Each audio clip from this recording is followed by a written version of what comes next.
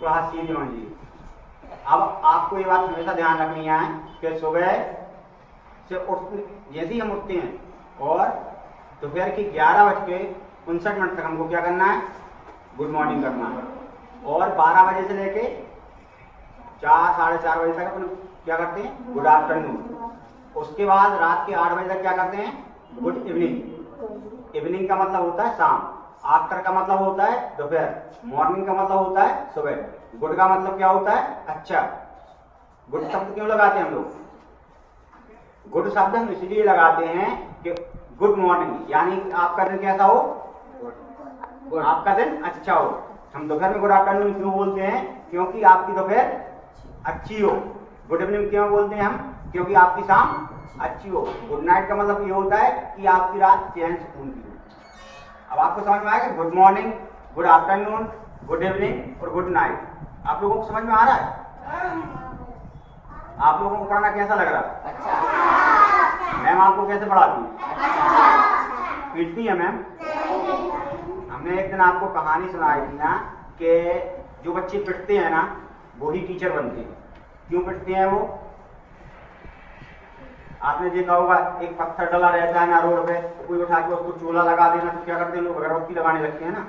ऐसे तो उठा के नहीं रखते, फिर उस पर हथौड़ी चलाते हैं, उसको भगवान का आकार देते हैं, भगवान बनाते हैं, शंकर जी बना देते हैं, गौड़ बाबा बना देते हैं, सब बना देते हैं। फिर हम उनको चबूतरा बिठा देते हैं, फिर उनको 5 तत्वों से क्या करते हैं, अभिषेक करते हैं। पहले क्या करें, हथौड़ी से तोड़ा, फिर दूध, दही, शक्कर, मिश्री, घी सबसे नहलाते हैं उनको, अपन भगवानों को पूजा करते हैं ना। फिर वो कई हजारों साल तक उनकी पूजा करते रहते हैं। क्यों?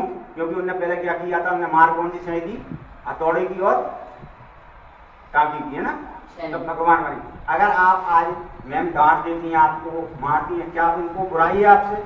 नहीं है ना, क्योंकि आप नहीं पढ़ोगी, वो नहीं डांटेंगी तो आप पढ़ाई नहीं कर पाओगे। और अगर कभी मैम मारती है ना, भगवान से कहा करो, भगवान धन्यवाद कि हम स्कूल में आ रहे हैं और हमें मार मार के सिखाया जा रहा है। अगर मान के लो हंसी में सिखाएंगे आपको तो आप पढ़ पाओगे?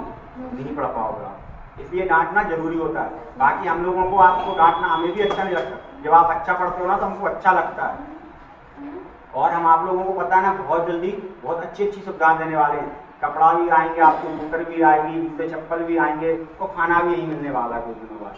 तो आप लोग जितने अच्छे से पढ़ाई करोगे, और जो बड़े बड़े बच्चे हैं ना वो एक बात ध्यान रखा करो, छोटे बच्चे जा रहे हैं तो कोई बीच में लड़े नहीं, उनको साथ में लेके जाओ, ये आपकी जिम्मेदारी है। वहां से इतनी जिम्मेदारी निभाने के लिए आपके बीच में आते हैं ना, तो आपकी इतनी सी जिम्मेदारी नहीं ले सकते कि यहाँ से बच्चे आ रहे हैं उनके साथ में आ जाए। और कोशिश किया करोगे हमारे पास में जो बच्चे रह रहे हैं, स्कूल नहीं जा रहे हैं ना, वो जाए स्कूल। क्योंकि आप अकेले पढ़ जाओगे ना, फिर आपके साथ में कोई आपकी किताब पढ़ने वाला रहेगा। आप अगर इंग्लिश में बात करोगे तो आपके घर वाले समझ पाएंगे, पर आपकी बात समझने वाला हो तो कोई हो ना। और जब तुम अकेले पढ़ोगे और जब पूरा मोहल्ला पढ़ जाएगा तो लोग ये कहेंगे कि यहाँ सब लोग पढ़े लिखे रहते हैं। अभी भी भारत में एक ऐसा गांव है कि क्या उसकी आबादी शायद 200 या 300 लोगों की, उसमें से 30 या 35 लोग कलेक्टर हो जाते हैं।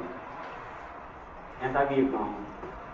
तो क्या आप नहीं चाहते कि आपकी बस्ती में कम से कम 10 पुलिस वाले हों, एक कलेक्टर भी निकले, 2-4 टीचर भी निकले? आप लोग नहीं चाहते? आज आप इतने दिनों तो कह रहे हो कोई आपके घरों की लाइट जोड़ने आता है, आप टपाई हो रहे तो कोई मकान बनाने आता है, आप आवेदन देते हो, आपकी बात क्यों सुनता है? नहीं सुनता ना। क्यों नहीं सुनता? क्योंकि उसने पढ़ाई करी है तो वो आपकी बात क्यों सुने? उन्होंने मेहनत की है ना।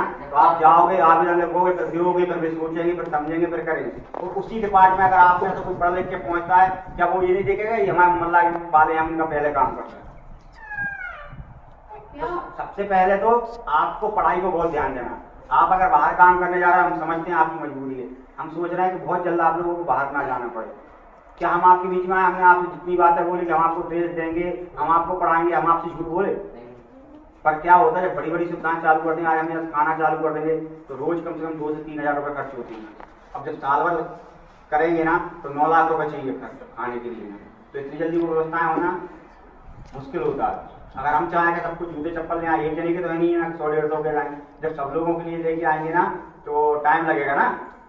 तो ये बड़ी बड़ी व्यवस्थाएं ना धीरे धीरे होंगी। और आगे चल के तो हम पता क्या करेंगे, जब स्कूल बड़ा बनवाएंगे ना आप लोगों को हमारे पास ही रखिए, आपको घर जाने की जरूरत नहीं पड़ेगी। पढ़ोगे भी, पैसे भी कमाओगे, और खाना भी यही रहेगा, कपड़े भी यही रहेंगे, आपको धोने भी नहीं पड़ेंगे, हम सारी सुविधाएं करेंगे। पर हमारा सपना ये है कि आप लोग अच्छे से पढ़ाई करो। हमें रोज अगर हमने आज की बात कही है तो आपको याद रहना चाहिए कि सर ने क्या कहा, मैम ने हमको क्या समझाया, मैम कितना परेशान हूँ, क्या वो वैसों के लिए आपके लिए पढ़ा रही हैं? उनका भी सपना है कि मैं यहाँ बीच में आई हूँ ना, कल मैं चली जाऊँगी तो कम से कम आपको याद रहेगा कि मैम ने हमको कैसे पढ़ाया था। क्या कोई चीज़ स्कूल में पढ़ाया है? क्या कोई स्कूल में कोई घर पर लेने जाता है बच्चों को? वो 1000 रुपये महीना फीस देते हैं और आना हो तो आ जाओ, नहीं आ रहा तो एक दिन के 5 रुपये और दो। क्या हम आपसे 5 रुपये देते हैं? नहीं लेते ना, फिर भी आपके घर बुलाने जाते हैं। अगर आपके माँ बाप कहते हैं कि आज स्कूल नहीं जाना तो कहना कि जब सर वहाँ से पेट्रोल जला के आ सकते हैं, मैम बिना नाश्ता के हमें पढ़ाने जा सकती हैं, तो क्या हम घर का काम छोड़ के नहीं जा सकते? क्या आप चोरी करने जा रहे हो? क्या किसी से लड़ने जा रहे हो? नहीं जा रहे ना, पढ़ने को तो आ रहे हो। तो कह दो हमारा जो काम है हम करेंगे, पर हम पहले स्कूल जाएंगे उसके बाद आकर के पढ़ाई करेंगे।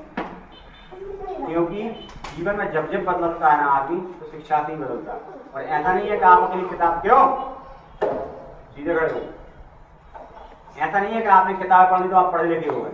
अगर मान चलो आपने पढ़ लिया और आपके चाचा खड़े हैं और वो कह रहे हैं पानी ले आओ, आप कह रहे अभी हमारे पास टाइम नहीं है, तो आपकी किताब पढ़ना भी बेकार है। क्योंकि जब तक आपके अंदर संस्कार नहीं होंगे तब तक आपकी पढ़ाई बेकार है। इसलिए पढ़ने के मतलब होता है, अभी यहाँ पे ये सरकारी बिल्डिंग है तो आप लोग सीख नहीं सकते, वैसे पढ़ने का मतलब है विद्या विनय दराज, यानी कि शिक्षा क्या होती है, वो हमें विनय देती है, विनम्र बनाती है। इसलिए बड़ों का सम्मान करो। सभी बच्चे अपने अपने माता पिता के पैर पड़ के आओ, और जो लड़कियां हैं ना वो अपनी मम्मी पापा से प्रणाम बोल के आए। तो कोशिश किया करो कि इंग्लिश सीखो, अच्छी बात है, पर हम अपनी हिंदी को भी ना भूलें। अगर हम इंग्लिश सीख रहे हैं ना अच्छी बात है, और हमें सीखना चाहिए। जहाँ जहाँ हमें कुछ सीखने मिला, अगर मान चलो कि प्रवचन चल रहा है महाराज का कर रहे तो तुम वहाँ इसलिए बैठ जाओ। अगर भगवान को नहीं जानते कोई बात नहीं, यही सीख लो महाराज ने बताया था, महाराज कैसे बोल रहे हैं इतने लोगों में, क्योंकि अक्सर मुश्किल होता है ज्यादा लोगों को बात करना होता है ना, तो उनसे ये सीखो ये सबके सामने बिना डरे बात कैसे कर रहे हैं। और सबसे अच्छी बात है कि आप जितने ज्यादा लोगों में क्या करा करो, आप खेलते रहते हो ना तो खेल के तरीके बदल दो, खेल खेलो लेकिन तरीके बदल दो। अगर मान चलो सोच लिया आपने तो घर जाना है और बीच में ट्रैक्टर खड़े हुए हैं, तो इसका मतलब ये है कि तुम घर नहीं जाओगे ना, पर रास्ता बदल के जाओगे। अगर आपको पढ़ने में कठिनाई आ रही है तो रब पढ़ने की रास्ता मत छोड़ो, रास्ता बदल के आ जाओ पढ़ने के लिए। अगर गरीबी तुम्हारे सामने आ रही है ना तो दिन भर काम कर लो, शाम को घर में पढ़ लो। अगर फिर भी नहीं आ पा रहा है तो नहीं समय घर पहुंच जाओ, तो मैम आज हम नहीं आ पाए, हमको आज का होमवर्क दे दो, तो मैम वहां दे दूँ। आप तरीके बदल दो लेकिन मंजिल कभी मत बदलो। तुम्हारी मंजिल होनी चाहिए, आज ही सोच लो कि मुझे पढ़ के बनना क्या है। आपने सोच लिया मुझे पुलिस वाला बनना है ना, तो अब पुलिस की खोज करो कि पुलिस वाले बनते कैसे। ये दौड़ते हैं, फिटनेस लेके आते हैं, पढ़ते हैं, बोलना सीखते हैं, बंदूक चलाना सीखते हैं। आप वो सारी चीज प्रक्रिया आगे से कर लो। अगर अभी से आप करोगे ना तो ये तो 25 और 30 साल में पुलिस वाले बने ना, हो सकता है कि आप 18-19 साल में बन जाओ आप। और जो लोग कहते हैं ना बॉर्डर पर जाकर के सेवा करते हैं भारत की या देश की सेवा करते हैं ना, ऐसा नहीं है। आप अगर अपनी बस्ती में रह रहे हो और एक बच्चे को स्कूल लेके भी आ रहे हो तो अभी तो आप क्या कर रहे हो, आप भी तो देश की सेवा कर रहे हो। अगर कोई व्यक्ति प्यासा है और आप उसको पानी पिला रहे हो, आप क्या, अगर आप एक पेड़ लगा रहे हो तो किन लोगों के लिए ऑक्सीजन दे रहे हो, वो भी आपकी देश सेवा है। आप अगर किसी बच्चे को सम्मान करना सिखाते हो, बड़ों के सामने नम्र बनाते हो ना, लड़की वाले हैं कि 36 गोलियां लग गई लेकिन पता है ना लड़ना नहीं भूले। जब एक बार चीन से युद्ध हुआ था ना या पाकिस्तान से, इतना याद नहीं मुझे, तो एक सैनिक था तो बंदूक चला रहा था, चलाते चलाते उसमें बहुत सारी गोली लगी, वो खत्म हो गया। लेकिन जब वहां की सर्च टीम गई थी कितने लोग मरे हैं देखने के लिए, पता लगा कि वो पता है ना बंदूक को पकड़ा था, सिर ऐसे करे था कि घर पर उंगली थी। यानी कि मरते समय उसको दर्द जरूर हुआ होगा ना, तुम्हें कोई पत्थर मारने लगती नहीं, और जब गोली तो इधर से लगती है पीछे से निकल जाती है, उसको दर्द नहीं हुआ होगा, पर उसने बंदूक चलाना नहीं छोड़ा था। आपको पता है अपने देश पे भी जैसे अपने घरों में लड़ाई नहीं हुआ तो पड़ोस वाले, ऐसी विदेश भी अपने भारत को क्या करना चाहते हैं, सीमाएं तोड़ना चाहते हैं। लेकिन अपने यहाँ सुख से कब है जब हमारे सैनिक वहां पे फैसला ले रहे हैं। सियाचिन में बर्फ इतनी रहती है कि एक सैनिक एक वहां खड़ा होता है, कमर में रस्सी बनी होती है, कहीं ऐसा ना हो बर्फ खुल जाए और हम नीचे गिर जाए। तो जितने भी रहते सब एक दूसरे कमर बांधता है, अगर बर्फ फटे तो अंदर ना जा सके। और हम लोग यहाँ पे पता है ना क्या कहते हैं ना, अरे सर हम कल क्या कर रहे हैं, पढ़ नहीं आ पाए। अगर वो बॉर्डर छोड़ दो मुझे कहने लगे नहीं हम तो अपने उनका पास पास रहेंगे, क्या आप यहाँ सही रह पाओगे। अभी इजराइल का वो एक कौन सा देश है, गाजा पट्टी वाला विवाद चल रहा है, वहाँ वहाँ के तुम्हारे बराबर बच्चे, बताना कोई का सिर इधर से फट जाता है, कोई इधर से फट जाता है, क्यों होता है? क्योंकि उनके पास इतनी अच्छी शिक्षा नहीं है, वो समझ पाते कि पहले हमें किसी की ऐप नहीं करना चाहिए। क्योंकि उनने इजराइल की ऐप करी ना, इजराइल देश एक ऐसा है ना कि सबसे छोटा देश होकर वो 7 देशों से आके लड़ा सकता, लेकिन वहाँ का नियम है कि हर व्यक्ति पहले आर्मी की ट्रेनिंग देगा।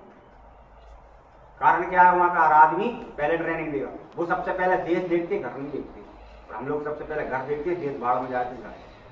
और जिस देश में ऐसी, जिस घर में ऐसा होता है ना, तुम 4 भाई हो, एक भाई कह रहा नहीं पहले मुझे खाने मिल जाती है, उनको बाद में लेके जाएंगे, वो घर टूट जाते हैं। और अगर आप ये सोचते हो ना मेरा घर से मेरा देश टूट जाए, मुझे क्या लाना देना, वो देश टूट जाते हैं। इसलिए सबसे पहले हमें अपने घर को देखना होता है कि 4 भाई, एक रोटी या मादी आदि खा लेंगे। भूख तो आज लगी है, वो कल खत्म होगी ना, लेकिन भाई अगर कुछ लगा तो वो दोबारा नहीं मन मिलेंगे आपको। और ऐसे ही हमारा देश, अगर हम सरकारी लाइट लगी हुई और अगर हम उसको तोड़ते हैं ना, तो पैसा तो अपने ही जा रहा है ना। अपन 5 वाली घड़ी सामान लेके आते हैं ना, तो उसमें 5 या 10 पैसा हम GST के लेके आते हैं। GST का मतलब होता है गुड गवर्नेंस, कुछ फॉर्म होता है पूरा, गुड गवर्नेंस सर्विस, यानी कि हमें देश में सारी सुविधाएं अच्छी मिलें, उसके लिए हम टैक्स देते हैं। तो आप भी तो देश में पैसा दे रहे हो ना, तो क्या आप चाहोगे लाइट टूट और 5 पैसा 10 पैसा खराब हो? नहीं चाहोगे ना। तो कभी भी हमें सरकारी संपत्ति से छेड़, इसीलिए तो कहते हैं ना सरकारी संपत्ति अपनी होती है। क्यों कहते हैं? क्योंकि उसमें तुम्हारा पैसा लगा होता है।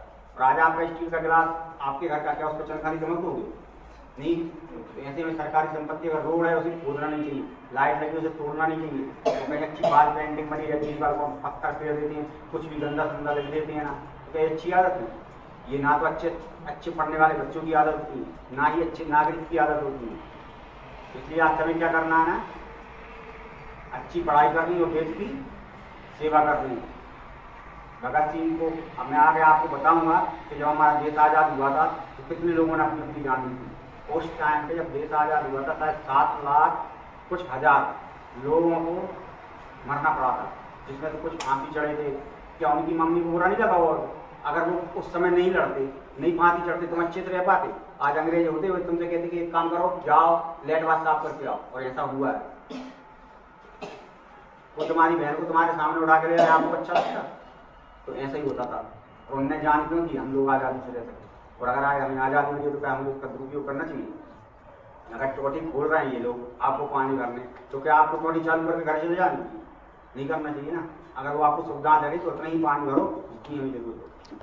क्योंकि पाकिस्तान में कई देशों में पानी नहीं है, कीचड़ का पानी फिल्टर करते और पीते। और भगवान ने हमको सारी सुविधा दी, अच्छा मौसम दिया, 3 ऋतु दी, जो कि 3 ऋतु में किसी देश में नहीं मिलती। तो गर्मी भी, सर्दी भी और बारिश भी, लेकिन अपन को दी ना। पेड़ पौधा दिए, सारे पशु पक्षी दिए, पानी दिया, सारी व्यवस्था दी, और हम उनका सदुपयोग नहीं कर पाते तो क्या हमसे ज़्यादा कोई गद्दार होगा?